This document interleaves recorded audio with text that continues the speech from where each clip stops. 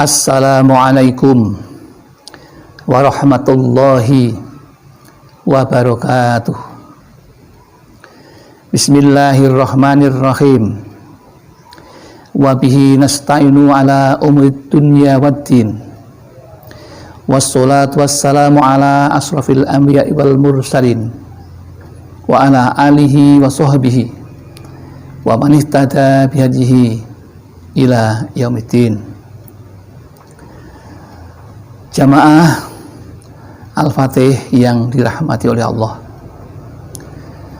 Pertama, mari kita bersama untuk selalu bersyukur kepada Allah yang selalu mengalirkan rahmat dan nikmatnya kepada kita seperti tiada pernah berhenti. Salah satu kenikmatan yang sangat besar bagi kita adalah kenikmatan sehat. Meskipun kesehatan bukanlah segala-galanya, tetapi segala-galanya tidak akan ada artinya tanpa kesehatan. Oleh karena itu, mari kita ikrarkan rasa syukur kita atas kenikmatan sehat dengan membaca kalimat tahmid bersama Alhamdulillahirabbil alamin. Salawat dan salam semoga tercurah keharibaan Nabi Muhammad sallallahu alaihi wasallam, Nabi yang kita yakini mempunyai syafaatul uzma dan yang kita nantikan fi hadhis sa'ah ila yaumil qiyamah. Sahabat Al-Fatih channel yang dirahmati oleh Allah, pada kesempatan yang baik ini kita berjumpa kembali dengan satu tema yang terinspirasi ketika kami sedang duduk-duduk mendengarkan cucu kembar kami, Hasan dan Husain, sedang mempelajari, menghafalkan hadis pendek yang ditugaskan oleh ustadzahnya ketika pandemi corona ini berlangsung. Bunyinya demikian: la taghdab walakal jannah.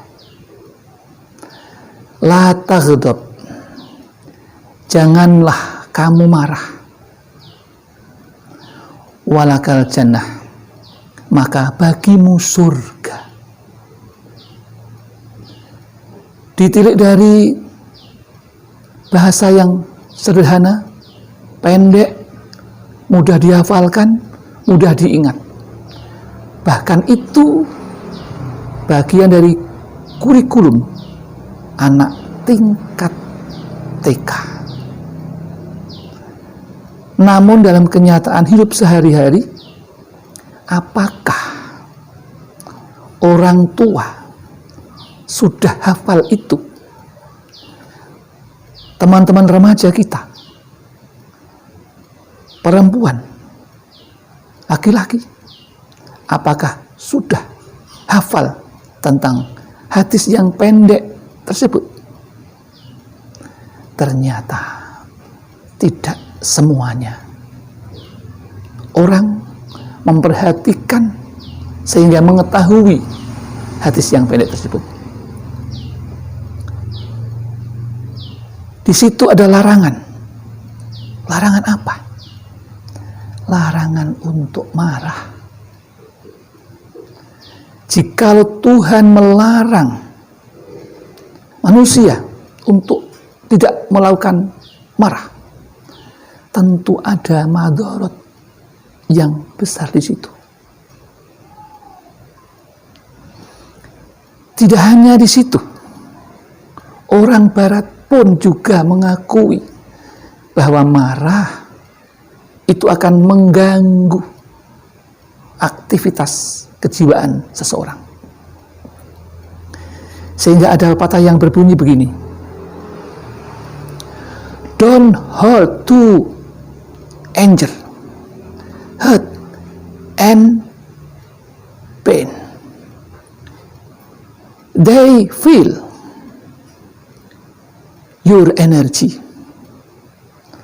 and keep to love. Yang artinya, don't hold to anger.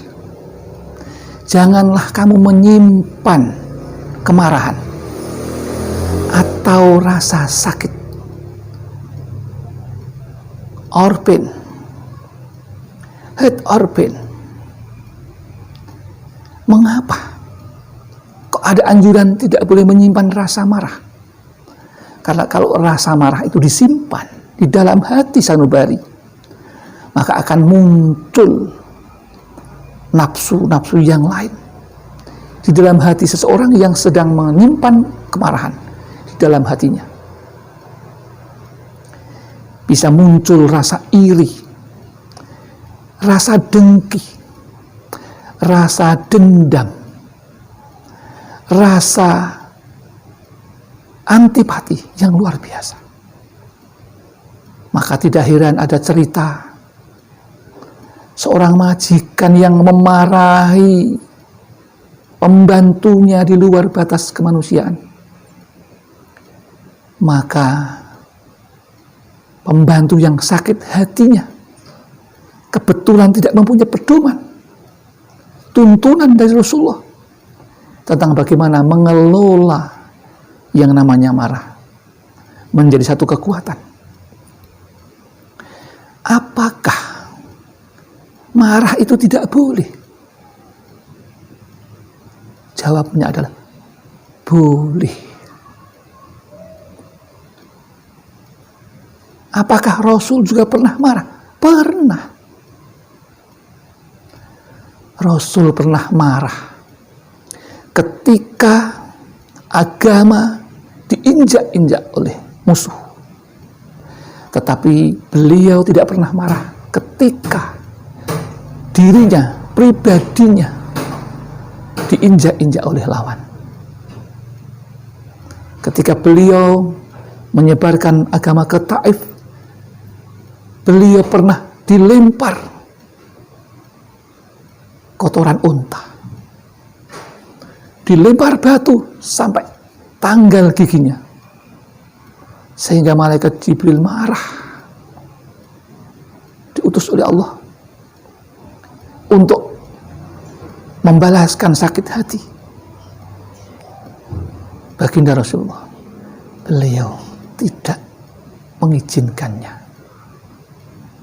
Jadi kalau pribadi Rasulullah yang dihina, fisik beliau yang dihina, Rasulullah tidak pernah marah. Coba kita bayangkan kalau kita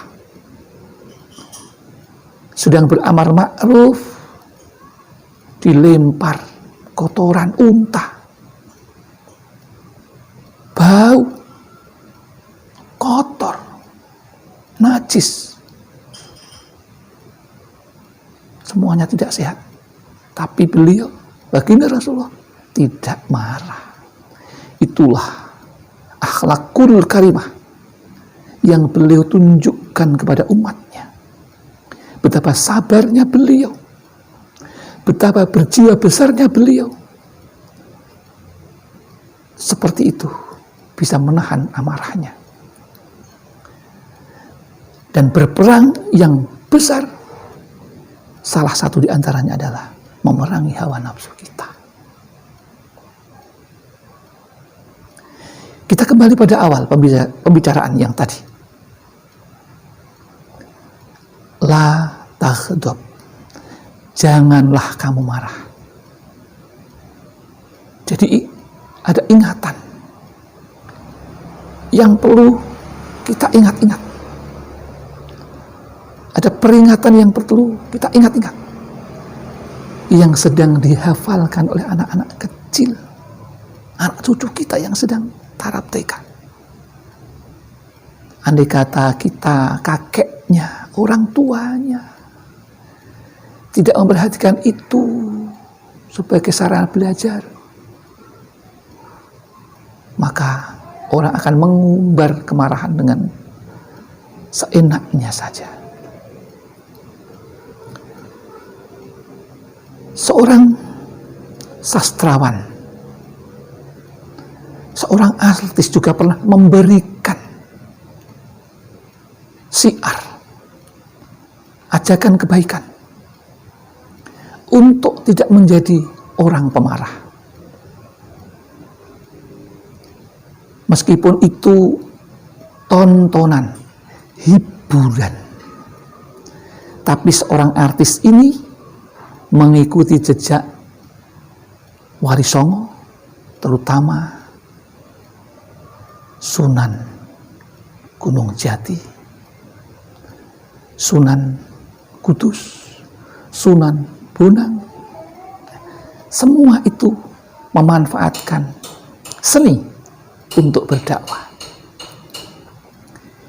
Di situ dikatakan sepenggal, sepotong dari syair itu. Janganlah kamu menjadi orang yang pemarah. Karena orang yang marah tidak punya teman dan rezeki susah. Jadi orang jangan pemarah. Jadi pemarah rezeki susah. Jadi orang yang beramah, di mana-mana rezeki mudah. Itu kata Rhoma Irama.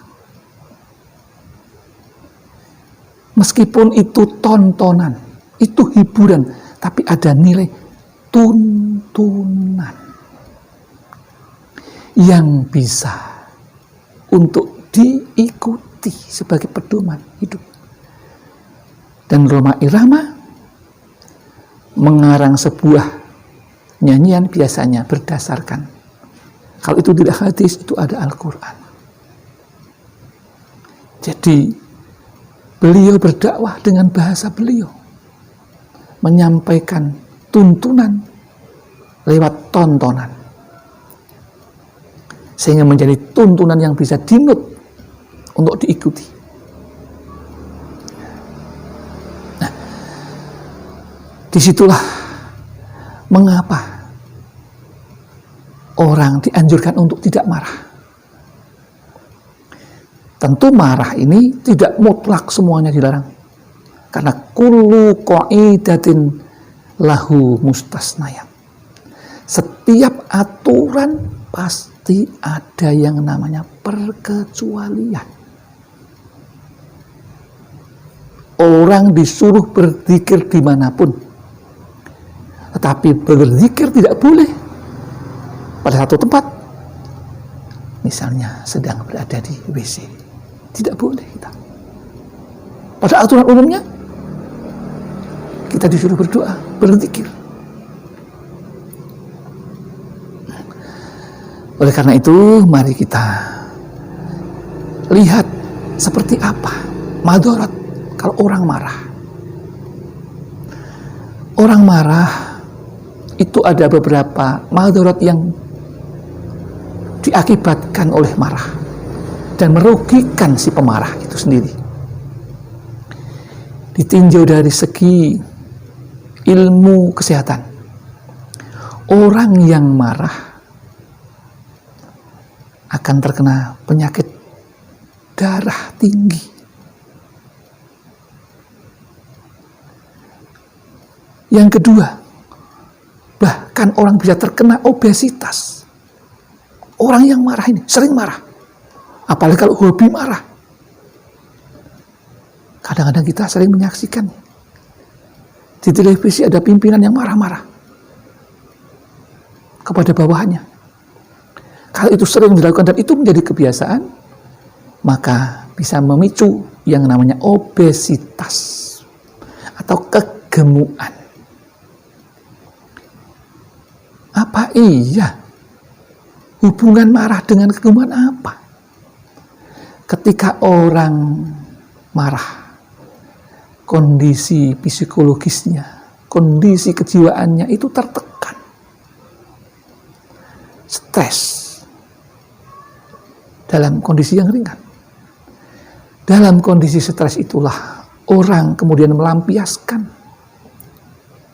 Satu, dengan makan. Untuk mengurangi rasa stres. Untuk mengurangi pain, kesusahan. Maka orang marah biasanya lebih sering ngemil atau makan sedikit tapi terus menerus. Nah, itu dua penyakit yang bisa diakibatkan karena marah. Mengapa dibilang ini? Satu, darah tinggi, obesitas, yang ketiga apa? Stroke. Bukan stroke. Kalau stroke itu kan yang untuk minuman itu yang enak itu manis. Ini stroke. Kalau orang sudah kena stroke, Masya Allah. Dan itu gara-garanya salah satu di antaranya pemicunya adalah hobi marah. Yang enak itu enggak marah. Kalau kita hobi marah, musuh ada di mana-mana. Kalau orang jadi pemarah, musuh ada di mana-mana. Musuhnya ada di mana-mana. Makanya, mari pertemuan kali ini yang terinspirasi dengan hafalan cucu kami, bahwa orang dilarang untuk marah, dan kepadanya yang tidak marah disediakan surga. Kalau orang barat, they feel dia akan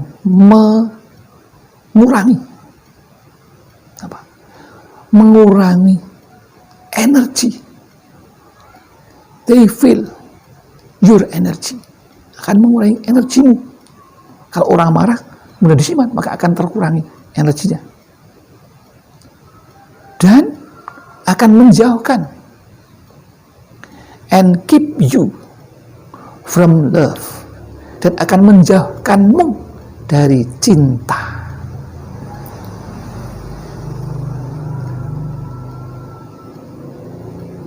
Kecintaan seseorang akan pudar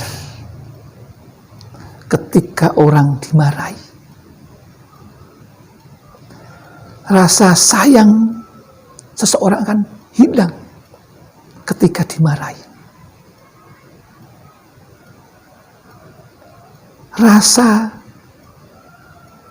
ingin berdua menjadi sirna ketika dimarahi. Jadi betul, keep you from love, akan menjauhkanmu dari cinta. Ketika seorang pimpinan suka marah-marah, maka dia akan kehilangan cintanya. Katresnane anak buah, rasa sayang, rasa cinta anak buah kepada pimpinan. Begitu pula seorang anak buah yang marah-marah kepada teman, apalagi kepada pimpinan, maka pimpinan pun juga akan hilang rasa sayangnya. Nah, banyak sekali itu. Kalau dihitung-hitung, kita jelaskan, tidak akan selesai dalam waktu yang singkat. Karena akibat dari marah itu banyak sekali. Dan madharat semuanya. Merugikan semuanya. Belum lagi tentang rasa dendam. Akan muncul ketika seseorang yang tidak beriman dengan kuat, tidak punya ketakwaan yang kuat, tidak punya keilmuan agama yang baik, maka dia akan muncul rasa dendam. Dan ketika seseorang sudah mendendam, menyimpan rasa marah, maka seseorang bisa berbuat tanpa kendali. Maka mari bijaksanalah mengatur emosi kita agar orang-orang di sekitar kita menjadi sayang kepada kita. Rasa cinta, rasa sayang anak buah, istri, anak, tetangga, famili akan datang kepada kita ketika kita bisa menahan amarah. Dan ini pernah disampaikan oleh seorang pembalap. Seorang pembalap Formula 1. Kecepatan larinya, kecepatan pacunya mobil luar biasa. Tetapi McLaren pernah mengatakan, aku bisa menang bukan karena kecepatan mobilku, tetapi karena kemampuan rem untuk mengendalikan kecepatan itu. Ini ibarat orang bisa tinggi derajatnya ketika orang bisa mengendalikan emosinya.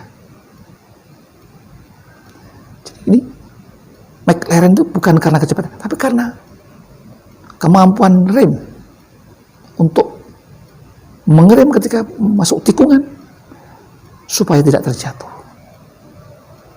Karena kontrol prestasi itu ada pada emosi kita. Dan ketika emosi itu bisa dikendalikan, maka emosi itu atau kemarahan itu akan menjadi tenaga dalam yang luar biasa. Barangkali boleh meminjam istilah Bruce Lee. Tenaga dalam yang disampaikan, yang dilakukan oleh Bruce Lee untuk melakukan pukulan 1 inci sebelum menyentuh lawan sudah jatuh, itu karena Bruce Lee bisa mengendalikan rasa amarahnya. Dan itu harus marah ketika bertarung, tapi marah yang terkendali. Itu yang namanya emotional quotient. Jadi kemarahan itu bisa di-manage karena ada ilmunya sekarang. Bisa di-manage dengan baik ilmunya. Maka mari sahabatku, Al-Fatih Channel, kita perhatikan yang sederhana, nasihat yang sederhana, tetapi sangat berguna untuk kehidupan kita. Maka mari kita ingat, jauhilah rasa marah, supaya kita selalu dijanjikan oleh Allah untuk masuk surga, dan juga kita akan disayang oleh semua manusia. Demikian nasihat sederhana yang berawal dari cucuku tadi, sebuah hadis ya sederhana yang bisa kita ingat. La taghdab walakal jannah. Janganlah kamu marah, maka bagimu surga. Alhamdulillah. Intinya orang harus bisa mengendalikan hawa nafsu, terutama marah. Salah satu obatnya apa? Yang paling mudah untuk mengobati, harus ada obatnya. Obat marah, 1, obati marahmu dengan membaca ta'awud. Yang kedua, obatilah marahmu dengan berwudu. Yang ketiga, obatilah marahmu dengan duduk atau tidur. Dan yang keempat, obatilah marahmu dengan sholat atau sujud. Itulah 4 tip untuk meredam kemarahan. Apabila kita sedang marah, maka itulah tip-tip sederhana yang disampaikan oleh Rasulullah, dan kita ingin untuk menjalankannya supaya kita bisa mengendalikan rasa marah kita dan kita menjadi orang yang sukses dalam bergaul, dalam karir, dan dalam segala hal. Demikian yang dapat kami sampaikan. Ada kekurangan tentu dari kami, ada kesalahan tentu dari kami, tapi kalau ada benarnya semata-mata karena Allah Subhanahu wa Ta'ala. Kami mohon maaf, mohon ampun karena kami tempatnya lupa. Saya akhiri billahi taufiq wal hidayah wal inayah wal barakah. Wassalamualaikum warahmatullahi wabarakatuh.